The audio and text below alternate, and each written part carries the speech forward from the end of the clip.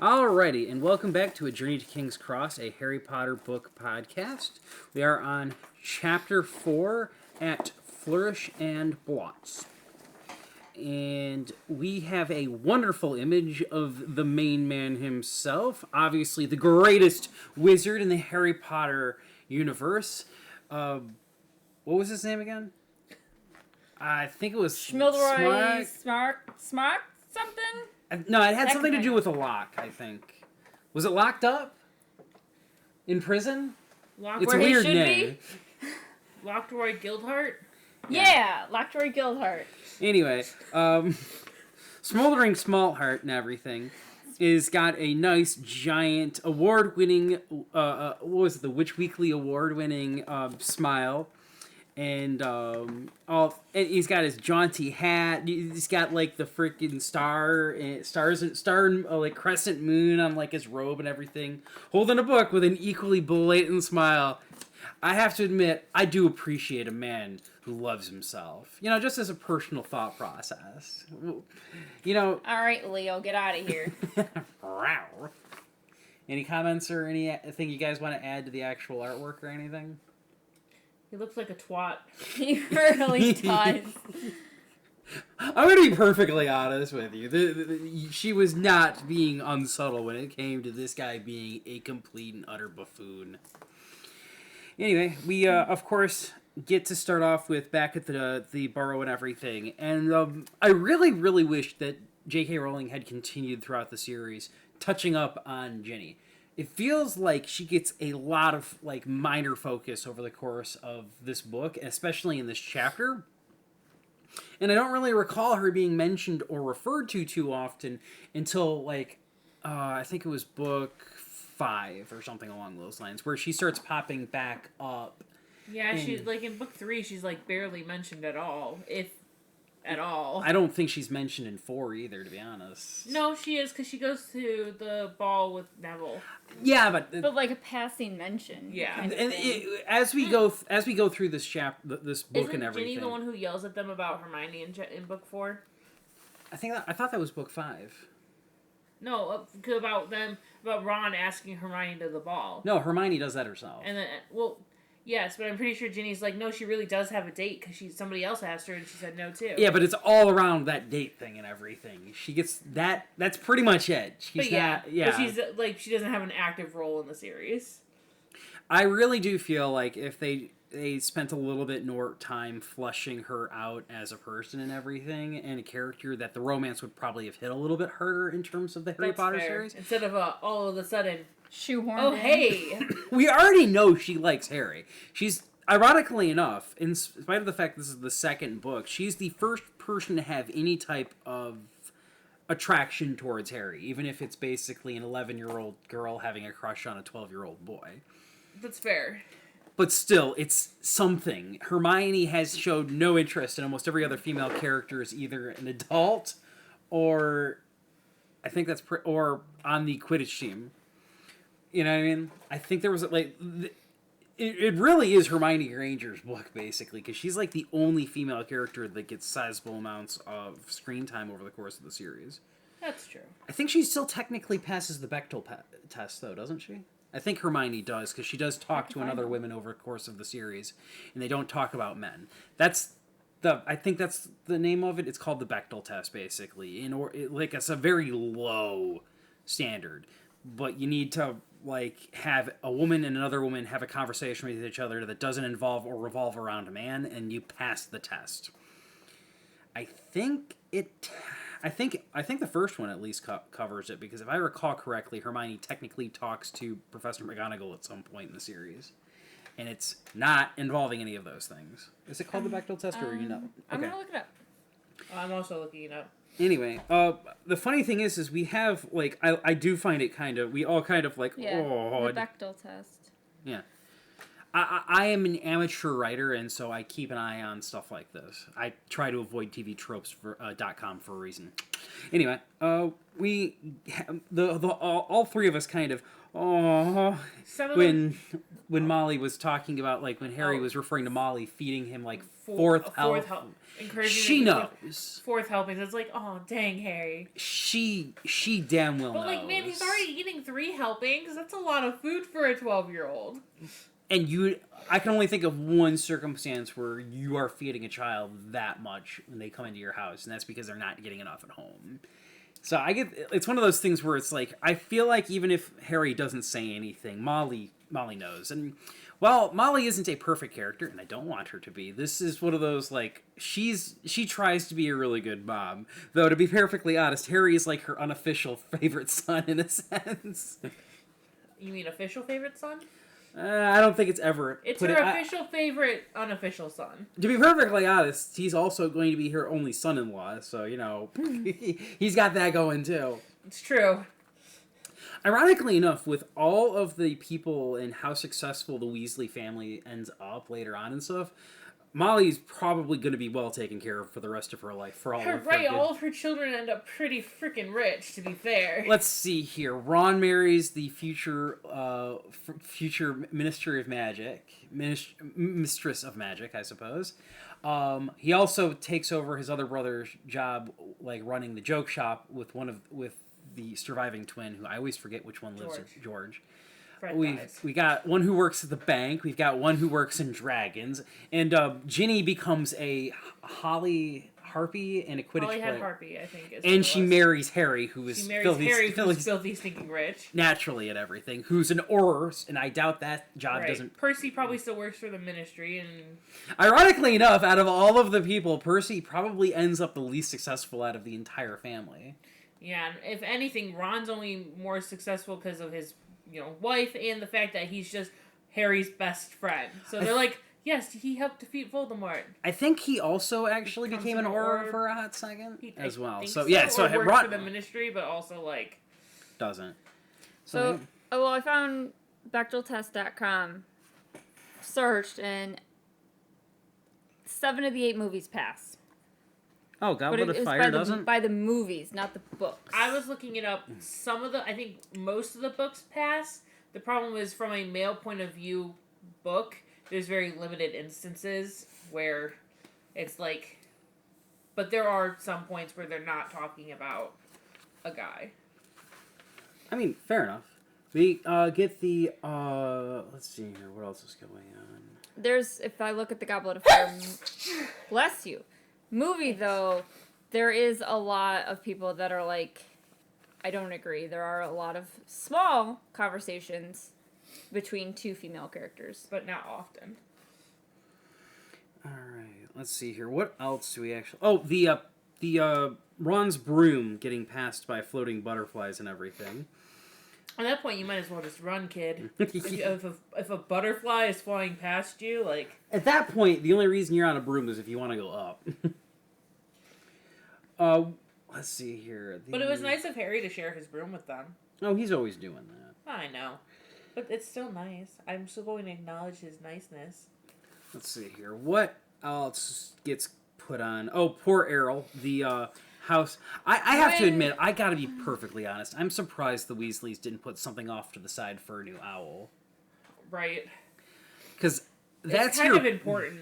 That's your primary means of communicating with the rest of the wizarding world and everything, and the fact that you don't have your own designated, it'd be like living in the Muggle world without a mailbox.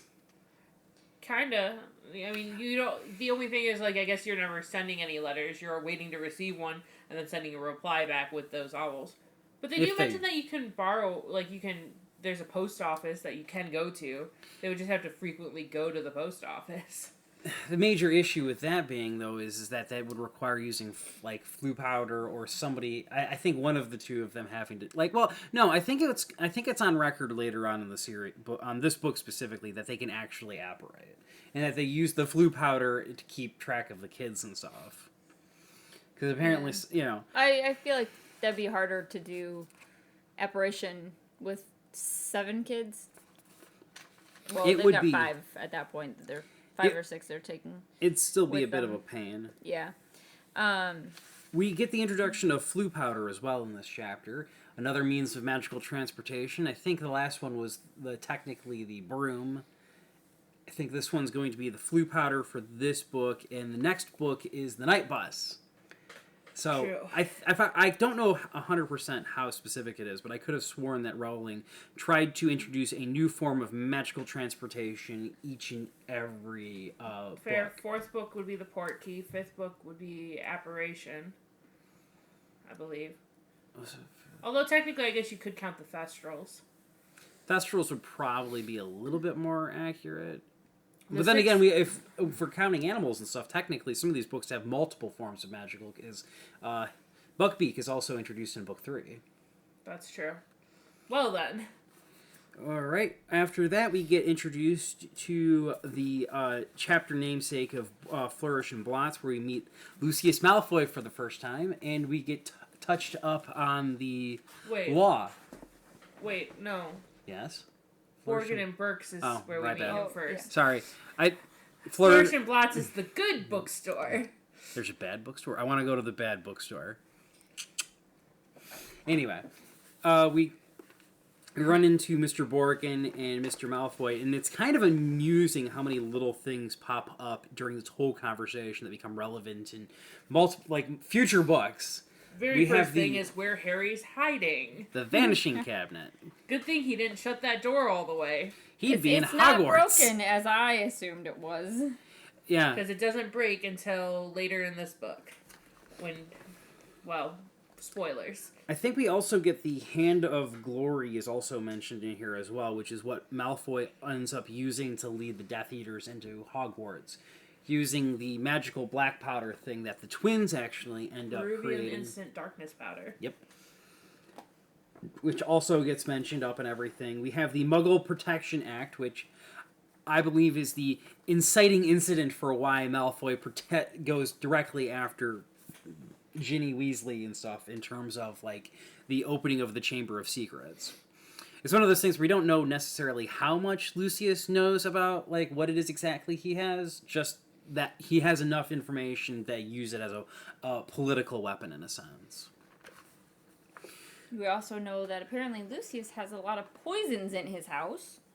Which baffles me to no end. Why would you even need that if you're capable of performing the killing curse? It's called subtlety. Yeah, and I don't plan on sticking around long enough to be ID'd as a witness if I'm capable of killing somebody with a wand. Look, man, sometimes you just need to casually poison your enemies, and sometimes you want to outwardly kill them. I feel like poisons would be more easily traced than the killing curse, but, whatever.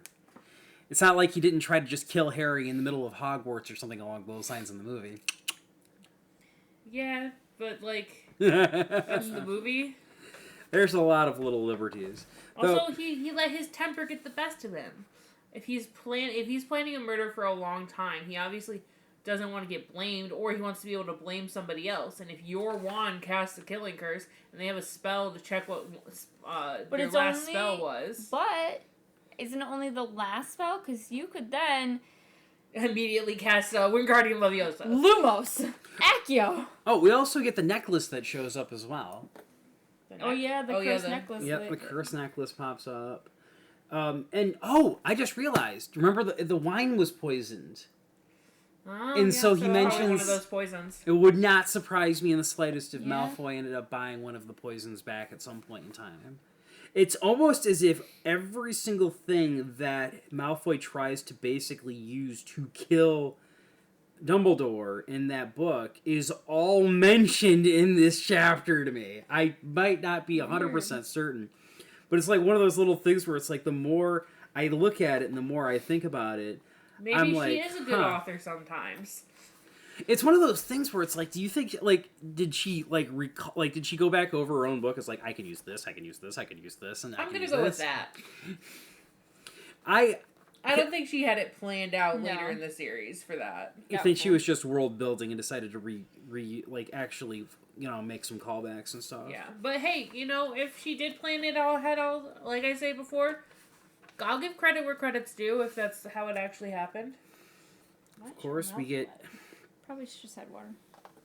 We get Hagrid back and everything. He Of course, shows his more his Paternal side. yeah. By being protective of Harry. Look, man, To be I honest, just want to know I'm- what that witch was going to do with Harry if he had said, yeah, he was lost. I don't want to know. I really don't want to know. That's a Was she concerning gonna thought. eat him?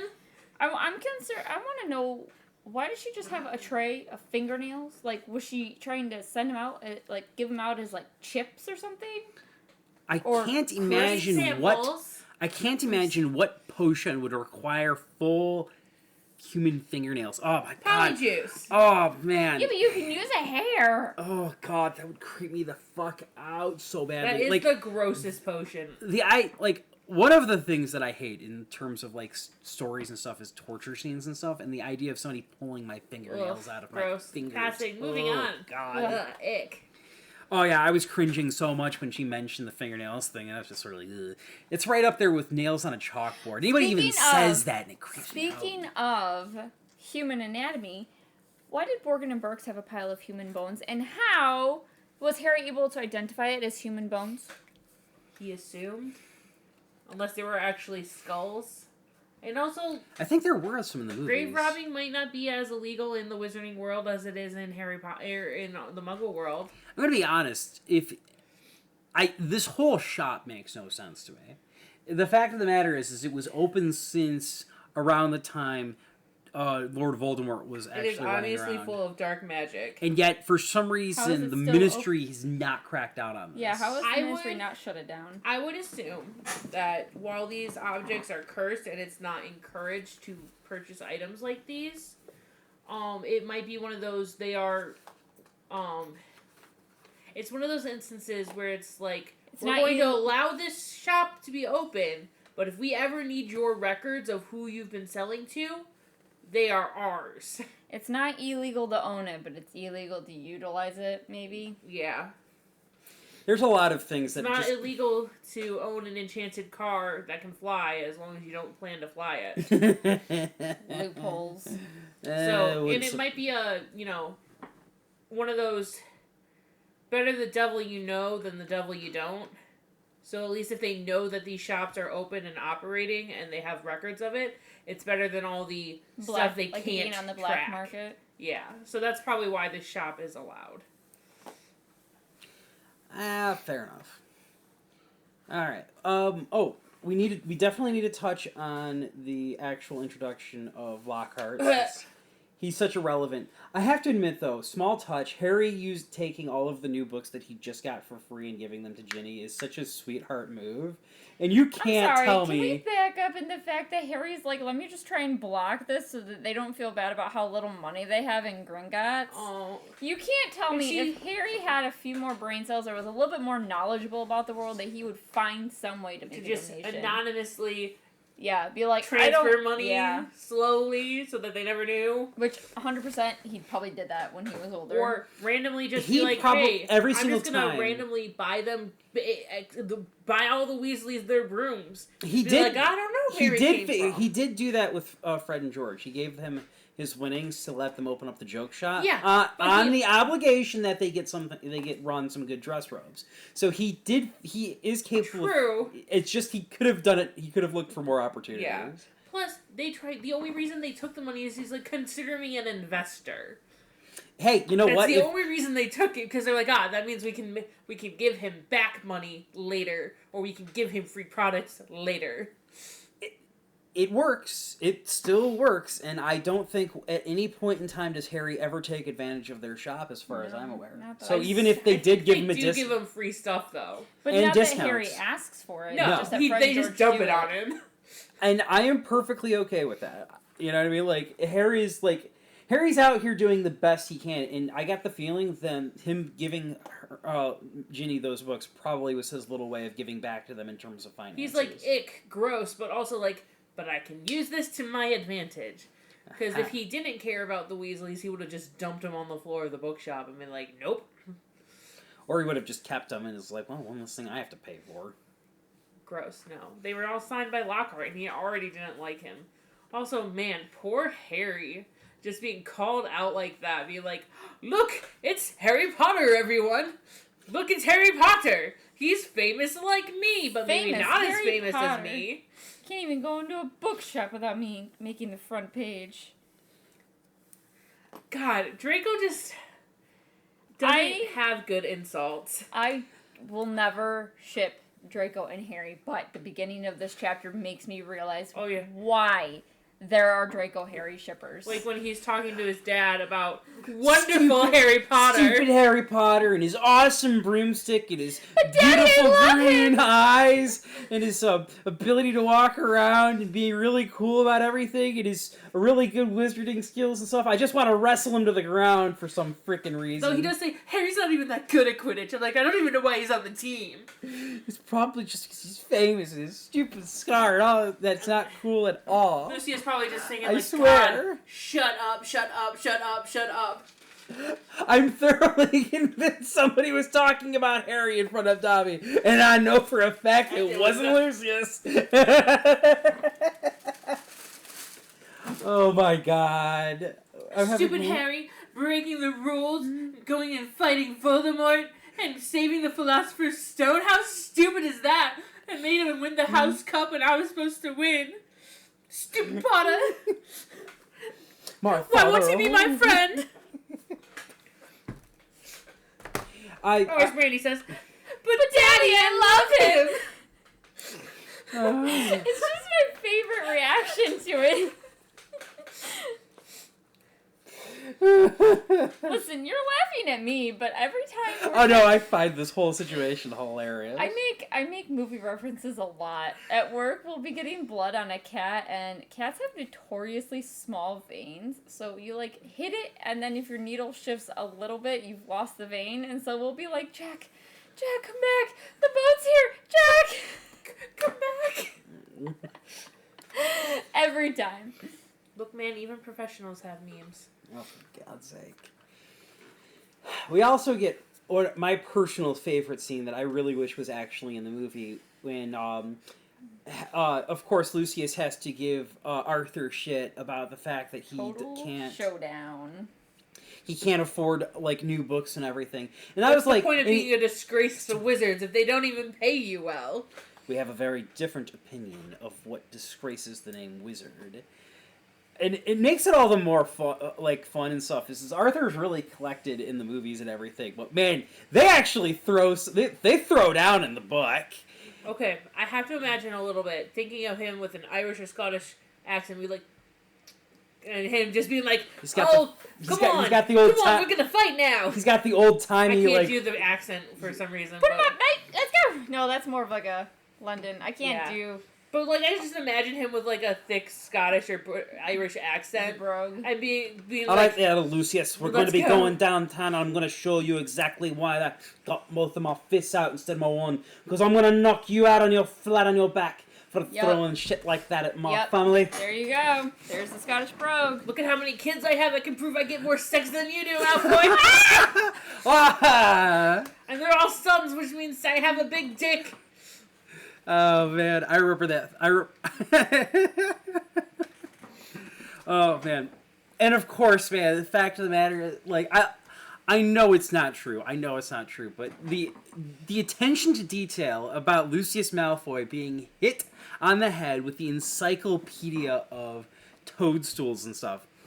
I really want that to be a sly, subtle dick joke. See, I really do. Heard toads. I didn't hear Encyclopedia of Toadstools. Yes, a giant book of phallic-shaped objects dropped on his face. Lucius, your dick.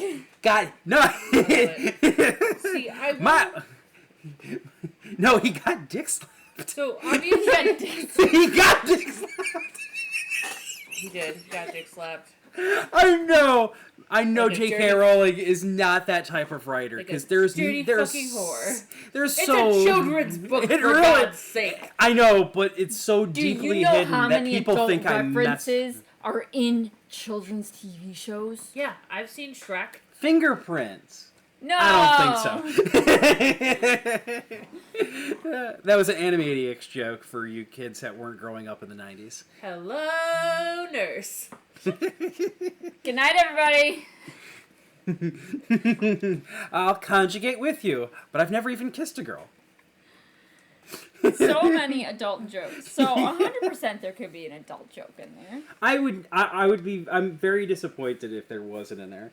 But I do like the fact that before, like, after this, like, showdown and everything, there's a slight mention from Molly about, like, biting off more than you can chew. And that I was like, Molly, I love you, sweetheart, wonderful person and everything, but you have now challenged your man's pride. That is a dangerous thing to be touching on, especially after he got into a fist fight with the man. Yes. At this point, it doesn't matter whether or not he bit off more than he can chew. He's officially got his teeth in this, and he wants his butt. And to be fair, he does get the last laugh at the end of the story and everything. But it is wild to me that over the course of the rest of the series, Lucius and Arthur never interact again after this point in the series. Not really, no. I think they briefly have a discussion. No, they do. Book 5, when Arthur takes Harry to his hearing, he talks with Malfoy again briefly.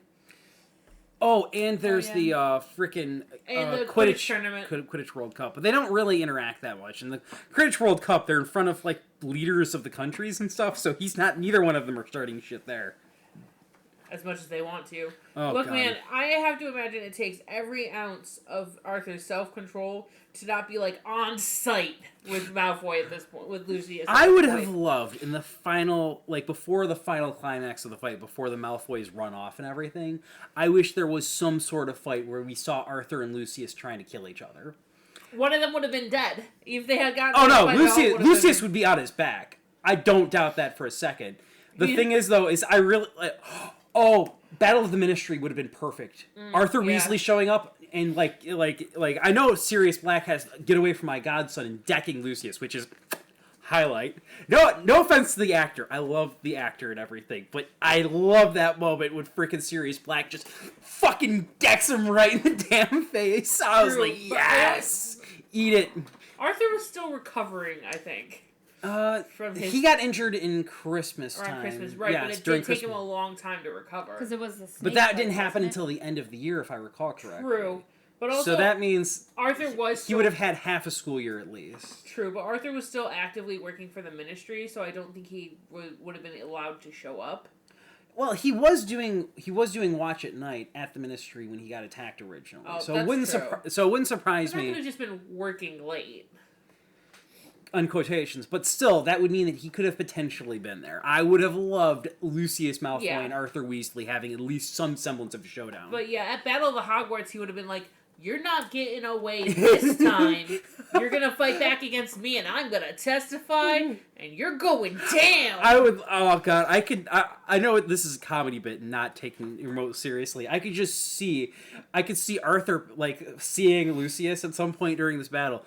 Eyes him up, and Lucius is like, "Oh shit!" And so it cuts to him running and screaming down the hallway. And Arthur's like, "On sight!" throwing spells after him, and Lucius is like, "I don't even have my wand. Voldemort broke it. Damn it!" You know what? Arthur wouldn't have bothered with a spell. He would have tackled him and beat the shit out of him. I love how I love Sight! how in the book Fucker! we get the "not my daughter, you bitch." Where is Arthur's crowning moment of family protection glory? She wanted to kill him off already. I don't understand why she couldn't give him something. What was the point of him surviving the 5th book and everything if we're not going to do anything with him past that point? Yeah. To be fair, if Sirius Black was still around, he would have been Arthur's. running around with the kids during that final book. So, it's one of those things where Sirius it's would have like... been like, "Come here, let's fight, let's go," because he was already shown. Nothing's gonna stop him. There's plenty of occasions where it's like... there was so many like little missed opportunities over the course of the series with some of the adult characters. It's fair. I mean, it's called Harry Potter, but still, we get a lot of Dumbledore badass moments, and we get Molly at the end. I'm still bummed we never got anything with Neville and the 4, like, about his parents. with Bellatrix is the big one, but she wasn't the only one. So it's kind of a bummer that he never got any type of retribution for what happened to his family in terms of those 4 wizards. I know Molly got Bellatrix. Junior, Barty Crouch Jr. got his soul sucked out of him. So I know there was 2 others that it was Bellatrix's. The Knots, I think. Bellatrix's husband. Bellatrix, Which I think her husband. He died. I think. Yeah, but it wasn't. Did he die in Azkaban? I think so, but I know he died. And then I thought it was one of the Knots. N-O-T-T-S? It's possible, K-N-O-T-T-S. but they're not super important and relevant and everything. But I really wish they would have given something to Neville as well. Neville and Arthur deserved more over the course of the series, especially since Arthur's like the closest thing to a regular dad that is running around in the series. True. Sirius is basically an uncle. Dumbledore acts more like a grandfather and a mentor than a dad. And Vernon's an ass, so obviously he doesn't freaking count as a good father figure in the entire series. Right. And Hagrid, as much as we love Hagrid on the show and everything, he's also not, like, a parental figure. He gives uncle vibes. He's the uncle the kids have to keep an eye on. And not for those reasons. Get your heads out of the gutter. It's more because Uncle Hagrid's got the emotional maturity of a 3-year-old when it comes to animals that are probably far too dangerous. Ooh, Fluffy. As my children know with my dad, he's a toddler too. pretty Listen, much. Rose, your grandfather is younger than you.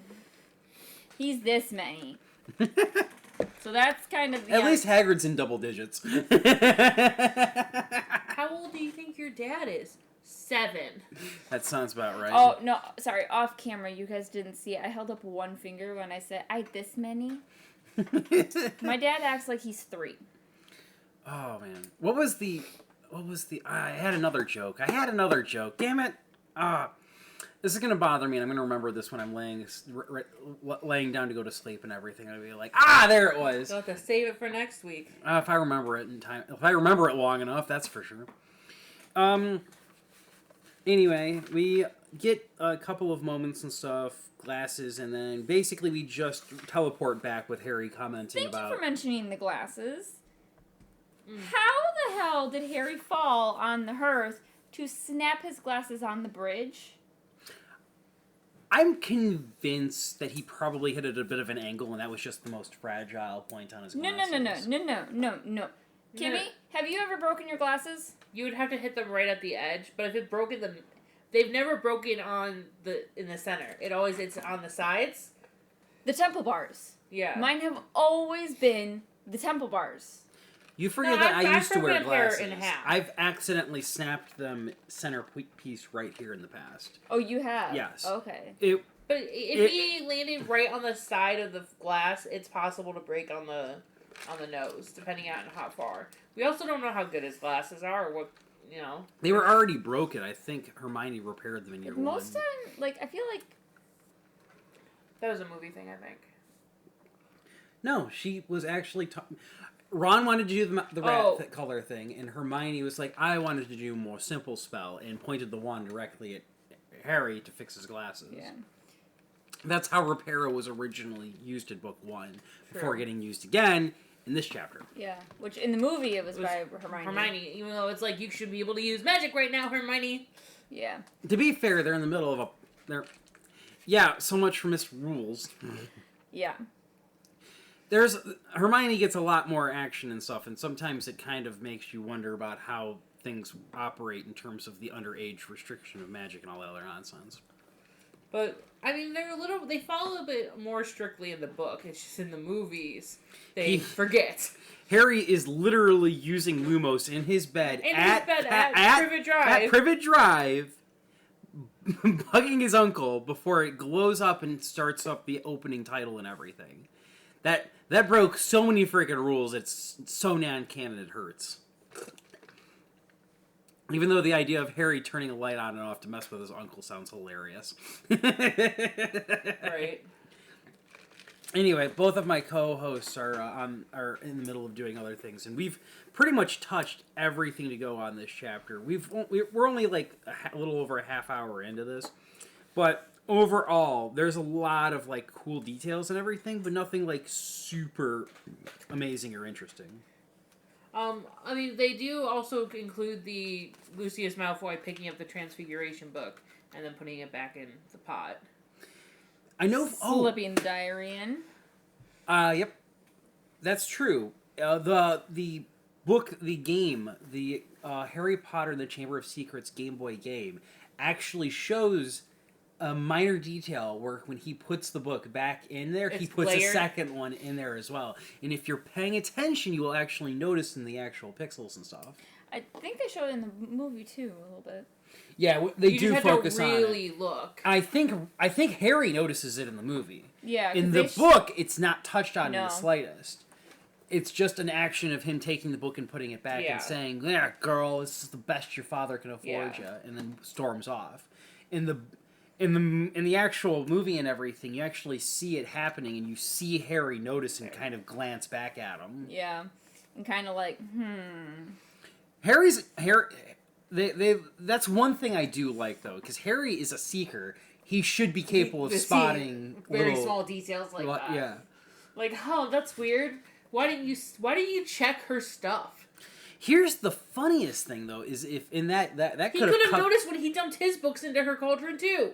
Well, no, he dumped them books in first. Yeah, because Lucius intentionally avoids the new books and goes specifically after the used copy of one of the books and stuff. Is like that's how the story starts, because if he picked out one of the good books and stuff along those lines, it wouldn't exactly look very bad, would it? Right. You're right. Tattered. I love to hear that. I love hearing the sound of that. Could you say it again, Kimmy? Get fucked. I love you too. Anyway, I'm more or less out of talk. Oh wait, one more talking point. Over the course of this book and stuff along those lines, we have a couple of red herrings running around. We already have Malfoy and Hagrid as the two obvious ones. But some of the other people I heard listening and talking about the story and everything believe that Percy Weasley was also intended to be they did kind of make it herring. seem...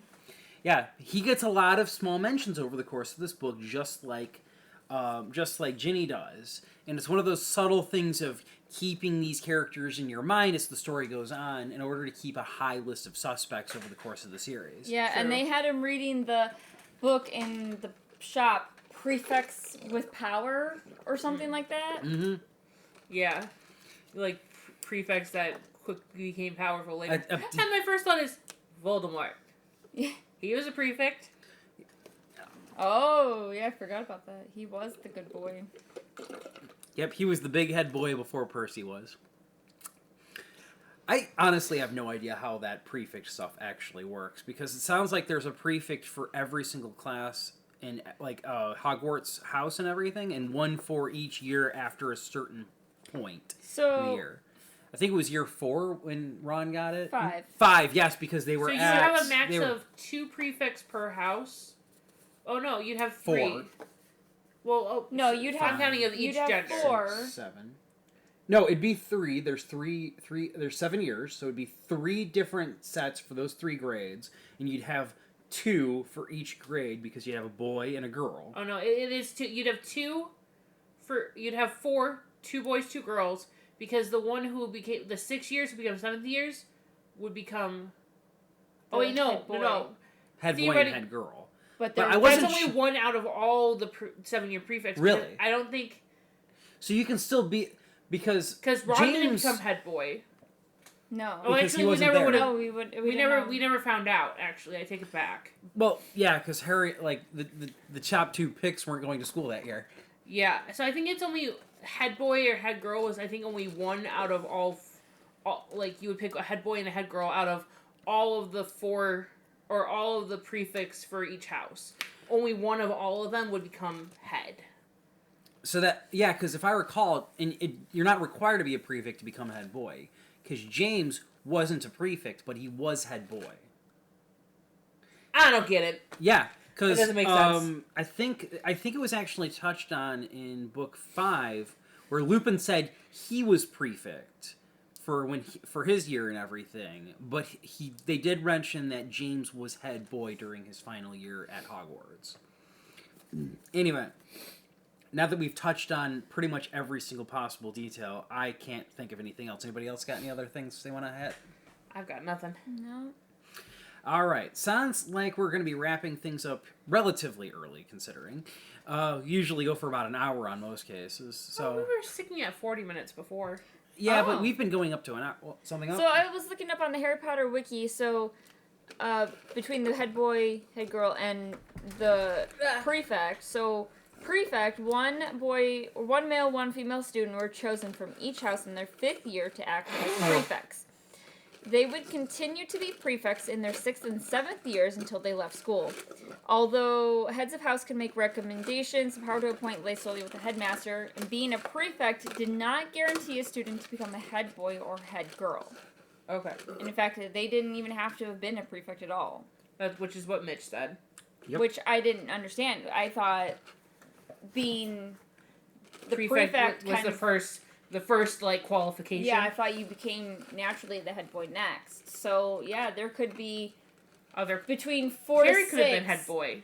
There could have been 4 to 6 head prefects, and then a head boy and head girl. Right. I can't imagine Harry actually. Because being once very you're a good prefect, at that. you don't. It doesn't get taken away 5, unless 6, you mess 7. up. I would assume. Yeah. So each 4 house to could. 6. Yeah. Which technically, all the houses could have 6 prefects. And then a head boy and a head girl. Yeah. Because it could have been a different student completely. Yep. So, anyway, complicated. Very. I honestly have no idea what the difference is between like what the head girl and head boy actually have to do and stuff, as opposed let's not touch on this now. This chapter has been done to death. Let's wrap things up so Kimmy can go home. Meh. Get ready for work. All right. Gross. Brandy, you're up first. Plug your shit. You can find me on YouTube or FlossTube under Brandy Wine Stitches, and the rest of the socials, I'm on Hockeytown Candle Co., where you can keep up on my craft shows and my soy candles. All right. Kimmy? You can find me on all social media under Luna's Creation Corner. I'm still working on some Pokemon, but at the time that we're making this video, I'm a little behind on my videos, but hopefully catch up soon. To be fair. Anyway, Cole Sanders on Twitch and everything. I've been playing Persona 4 Golden quite a bit. I'm really just kind of buckling down and trying to finish that off. Anyway, thank you guys very much for listening, not watching. We don't really have any visual stuff outside of the image itself. Journey to King's Cross, a Harry Potter book podcast. Please like, subscribe, comment, all the good shit and everything. And so, if you guys would have a good week and keep your wands at the ready.